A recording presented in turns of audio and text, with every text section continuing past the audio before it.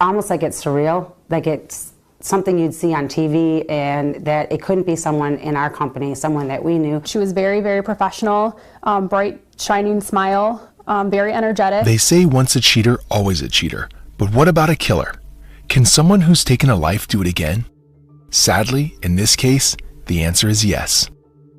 Gregory Green, a man from Michigan, murdered his wife and unborn child in 1991 in a brutal attack. He stabbed her in the face and chest, then calmly dialed 911 to confess. After serving nearly 16 years, he walked free, and with the help of his loved ones, including a pastor who would later regret fighting for his release because Green ended up marrying the pastor's daughter. But what came next was even more devastating. Green would go on to assault his new wife and murder his 2 children from a previous relationship, as well as their 2 daughters together. How could a man responsible for such horror be given a second chance, only to destroy more lives? What went wrong? This is a case you won't forget, and it often flies under the radar. It's not widely known, and we're not romanticizing it here. We just want to raise awareness about the red flags that everyone should be on the lookout for. So let's dive in and uncover the true story. Now to start with, let's get to know the man himself. While there isn't a ton of information about Gregory Green's early life, we do know he was born in 1966. He came from what appeared to be a loving family, with a caring mother and a devoted father. He even had a sister, and it seems the whole family was actively involved in their church community. Unfortunately, details about his childhood remain a mystery. There's little information about whether he faced bullying or struggled with any substance abuse. It's a frustrating gap in the story, especially since understanding his background could shed light on his later actions. And as we move forward, we find Gregory in his late 20s when he crossed paths with Tanya, who would eventually become his wife, Tanya Green. She already had 2 kids from a previous relationship, and soon she discovered she was pregnant with Gregory's child in 1990. Unfortunately, not much is known about the dynamics of their relationship, whether it was filled with love or overshadowed by tension. However, things took a dark turn in July 1991. Tanya had confided in her best friend, someone she had known since middle school, expressing her concerns about Gregory. She revealed that he had been acting strangely and seemed to be involved with substances. Tanya made it clear that she was planning to leave him, saying, "He's getting violent and irritable. I need to get out of here." And she had a plan: attend church that Sunday morning, pack a bag afterwards, and finally break free from the troubled relationship. But tragically, that day never came. At 1:30 a.m. on that fateful Sunday, Gregory picked up the phone and dialed 911. "I just killed my pregnant wife," he said, his voice unnervingly calm. "I stabbed her and she's dead. She's lying in the kitchen." While the dispatcher fired off questions, Gregory chose to sit on the porch and wait for the police to arrive. When the officers got there, they wasted no time in arresting him. Inside the house, they stumbled upon a horrific scene. Tanya's lifeless body sprawled on the kitchen floor. She had been brutally stabbed 10 times with a steak knife in the face and chest, and tragically, her unborn child was lost as well.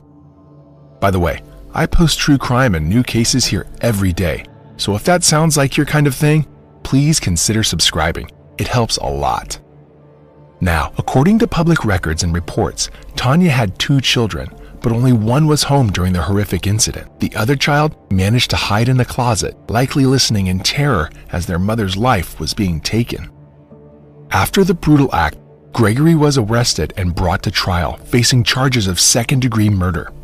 During the proceedings, he began telling his public defender that he was mentally ill and wanted to plead insanity. However, after a mental evaluation, the court decided against the insanity plea. In the end, Gregory was sentenced to 15 to 20 years in prison, a sentence that many felt was shockingly lenient for taking the lives of his pregnant wife and unborn child. Throughout this ordeal, Gregory's family stood firm behind him. This is where things get a bit murky because we don't know exactly what Gregory told his family about why he committed such a horrific act. Surely he must have said something to them. Maybe he claimed he blacked out or that he lost control. However, the specifics remain elusive. What we do know is that despite the gravity of his actions, he received a sentence of only 15 to 20 years. Starting in 2004, Gregory began seeking parole, but he was denied 4 times. The parole board cited his lack of remorse and inability to comprehend the severity of his crime. At one point, he was still placing blame on Tanya, claiming she was partly responsible for what happened. The board ultimately deemed him a danger to society, which is their primary focus when considering someone for release. During all of this, Gregory's family was advocating hard for him. His parents, his pastor, and his sister were all rallying behind him. They began writing letters in support of his parole. In 2006, Gregory's mother sent a letter to the parole board expressing her belief that he was genuinely sorry for what he did and had gained insight into his behaviors during his time in prison. While it's clear that a mother's love is powerful, it raises eyebrows to think it took 15 years for Gregory to have his insight. His sister also reached out to the parole board, stating that over the years, Gregory had become closer to the Lord and read the Bible daily. She believed this spiritual growth was helping him through his challenging time. Fred Harris, the pastor we mentioned earlier, was more than just a man of the cloth. He was also a civil rights activist deeply involved in prison ministry. He knew Gregory and his family well, and he felt a strong calling to help Gregory turn his life around. Fred passionately fought for Gregory's release, believing that with support and faith, he could become a testament to the power of redemption. He even wrote numerous letters to the judge advocating for Gregory's second chance. According to the pastor, Gregory and him shared a friendship that extended beyond mere acquaintanceship before his life spiraled into chaos. Fred wrote to the Michigan Parole Board in August of 2005, highlighting Gregory's connection to their church community. In his heartfelt letter, Fred reflected on Gregory's past struggles, stating, "He has paid for his unfortunate lack of self-control and the damage he has caused as much as possible and is sorry." Fred expressed hope that if Gregory were released, he would be welcomed back into the church and that the community would support him as he adjusted to life outside of prison. This support network was essential for Gregory, as it was clear that everyone was rooting for him to get a second chance. During his time in prison, Gregory made the most of his situation. He took various educational courses and engaged in mental health programs, showing a commitment to bettering himself. By 2008, he was ready for his 5th appearance before the parole board, a pivotal moment that would determine his future. As Gregory faced the board, 3 members sat before him, armed with letters of support and records of his behavior during his incarceration. It was a tense moment, but all indications pointed to a favorable outcome. The board reviewed Gregory's time in prison and found that he had maintained a clean record since his altercation over the television back in 2002. The staff and correction officers spoke highly of him, noting his respectful demeanor and ability to get along with others. When asked about his plans for re-entry into society, Gregory's parents confidently assured the board that he would return home and that he already had a job lined up, along with a supportive church community eager to help him reintegrate. With 2 of the 3 parole board members voting in favor of his release, the decision was sealed. In 2008, Gregory was released from prison, marking the start of a new chapter in his life. At first, things seemed to be looking up for Gregory.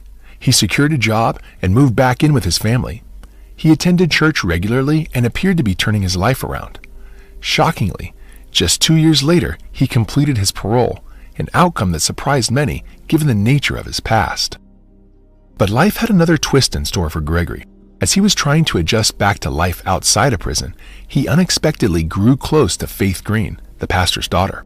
Their relationship turned into a sweet love story that almost felt like a fairy tale. A man with a troubled past finding comfort in the arms of a woman from such a different background. It was such a big change for Gregory, and it caught the attention of everyone around them, including Faith.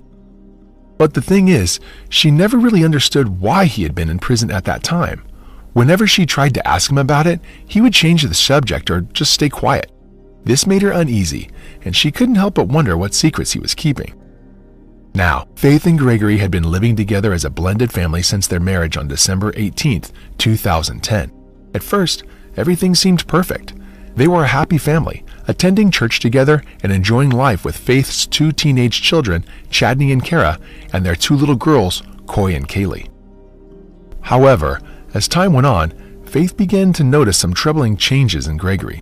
By 2013, he started showing signs of anger and aggression. There was one frightening incident where he kicked the couch while the baby was lying on it, which terrified Faith.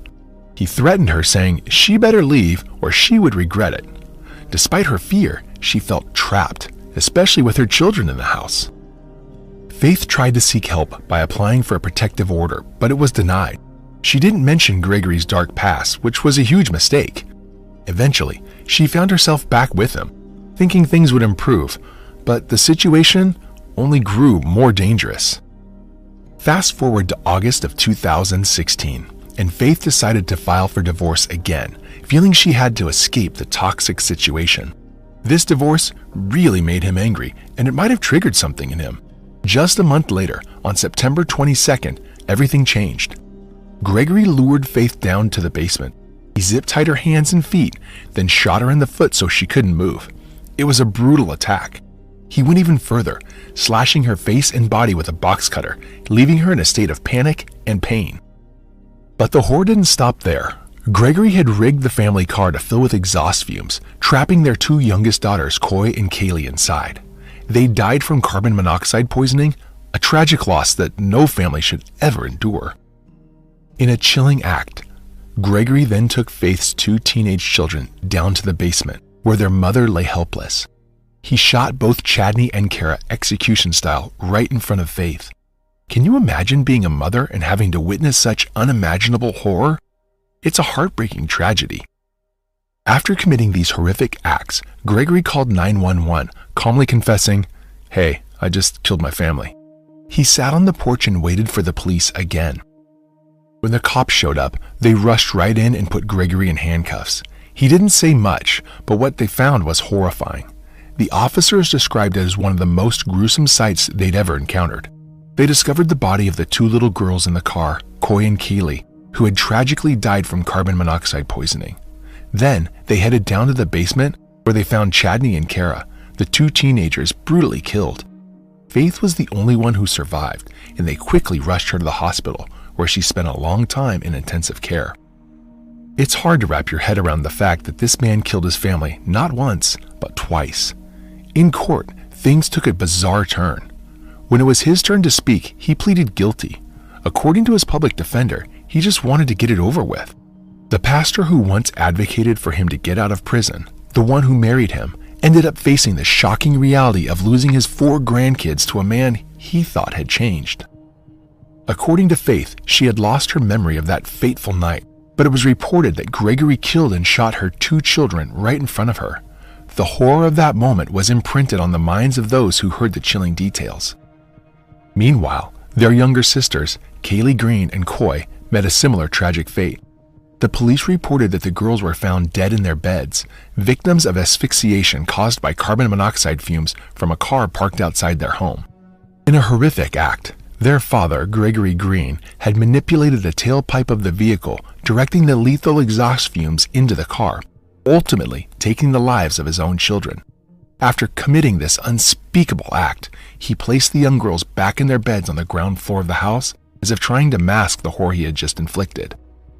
The car where Kaylee and Coy were asphyxiated had a hose connected to the exhaust, snaking its way into the vehicle, creating a deadly trap that the unsuspecting children never had a chance to escape.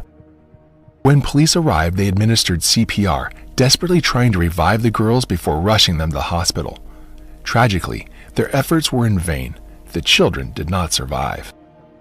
Faith showed up at some of the court proceedings in a wheelchair, struggling to move after being shot in the foot. I'm not happy. I'm not satisfied with the outcome. There's no punishment that fits the crime. Not even torture and death would be justice. Your justice will come when you burn in hell for all eternity for murdering 4 innocent children, all because you're insecure as a man. Plus the other 2 lives you took. You are a con artist, you are a monster, you are a devil in disguise. You are now forever exposed. It's hard to think that the children were brought into this mess, and they were only kids. Chadney was just 19 years old, and Kara was 17. Meanwhile, his biological daughters, Coy and Kaylee, were only 5 and 4. Chadney Allen Sr., the father of the 2 teens, was heartbroken when he heard the news. He couldn't shake the feeling that his ex-wife might have known about Gregory's dark past, especially since he hadn't been aware of it himself. I didn't know any of that, and I'm surprised. I'm so shocked. I'm wondering, did she know about it? You know, how could she not know about it and be involved with someone like that? She had 2 kids with the guy. During the funeral held for the 4 children, a pastor tried to comfort Chadney, reassuring him that none of this was his fault. Despite that, he was overwhelmed with guilt, feeling as though he should have stepped in sooner to protect his kids. You did nothing wrong! Look at me! You did nothing wrong! Nothing wrong! Nothing wrong! Nothing wrong! In a statement from the Waynes County Prosecutor's Office, it was announced that Gregory Green was sentenced to a staggering 45 to 100 years in prison. On top of that, he received an extra 2 years for a felony firearm charge. This meant that he will first serve the 2-year sentence for the firearm offense. After that, he faces a lengthy 45-year term for the other crimes. If he serves his full sentence, he won't be eligible for parole until he is 97 years old. This sentence serves as a reminder that while justice cannot bring back the precious lives he took, it seeks to hold him accountable for his horrific actions. Therefore, sir, as to the charge of murder in the 2nd degree regarding Kaylee Green, how do you wish to plead? Guilty, sir. As to the charge of murder in the 2nd degree as to Coy Green, how do you wish to plead? Guilty, sir. As to the charge of murder in the 2nd degree as to Kara Allen, how do you wish to plead? Guilty. As to murder in the 2nd degree as to Chadri Allen, how do you wish to plead? Guilty. As to the charge of torture in count 5, sir, how do you wish to plead? Guilty. As to the charge of assault with intent to do great bodily harm less than a crime or murder as to Faith Green, sir, how do you wish to plead to that? Guilty. Your Honor, it's my understanding that the defendant is prepared to accept the settlement offer of the people today, whereby he will tender a plea of guilty to the following charges. Count 1, murder in the 2nd degree of Kaylee Green. Count 2, murder in the 2nd degree of Coy Green. Count 3, murder in the 2nd degree of Kara Allen. Count 4, murder in the 2nd degree of Chadney Allen. Count 5, torture. Count 6, assault with intent to do great bodily harm less than murder. Count 10, felony firearm. Now, 6 years after that tragic night, Faith Green made the courageous decision to share her story by writing a book about her harrowing experience. Her book, titled The Monster That Killed His Family Twice, The Faith Green Story, was made available on Amazon in 2022. This gripping 118-page book takes readers through the horrific night where Gregory murdered her 4 children. It sheds light on an unimaginable pain Faith endured and offers a glimpse into the chaos of that fateful evening. In addition to her book, Gregory was also featured in the ID channel docuseries Evil Lives Here, which aired in July of that same year. The episode, titled A Special Place in Hell, can be streamed on Discovery+. Interestingly, Faith expresses her hope that by sharing her experiences, she can help other women who find themselves trapped in abusive and dangerous relationships. However, not everyone fully supported Faith Green after the tragedy. While victim blaming is never justified, some people online and even in prison harshly criticized her for her choices. Would you say that there were red flags that you ignored, and if so, what were some of those?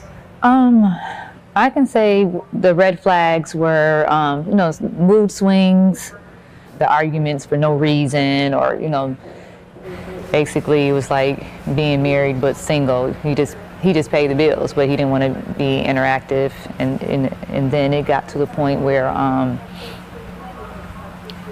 it was like, he didn't want the older two there, really. Many pointed out that she knew Gregory Green was a convicted killer, yet she still chose to marry him. Although she initially claimed she wasn't fully aware of the extent of his crime, that didn't stop the wave of judgment from those who believed she ignored clear warning signs. The harsh reality is that Gregory's violent past should have raised more red flags. He had been convicted of killing his previous wife and their unborn child, an act so horrifying that it should have been a warning of what he was capable of. In the eyes of critics, that alone should have been enough for Faith to walk away before the relationship escalated. But relationships, especially those involving manipulative partners, are rarely so simple.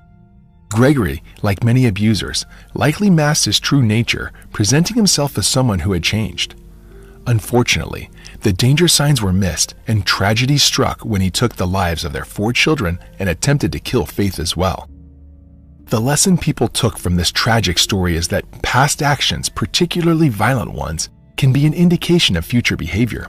If someone has harmed others in the past, it's crucial not to ignore it. For many, Gregory's first murder should have been the undeniable warning, and ignoring it came at an unimaginable cost. This serves as a reminder for those to take any sign of violence seriously, no matter how much someone claims to have changed. But if you were the mother of 2, would you take the chance to marry a convicted killer in the first place? We'd love to know your thoughts in the comments section. If you like the way we create these videos and want to help bring more cases like this to light, hit that like button and subscribe for more deep dives. Thank you once again for watching.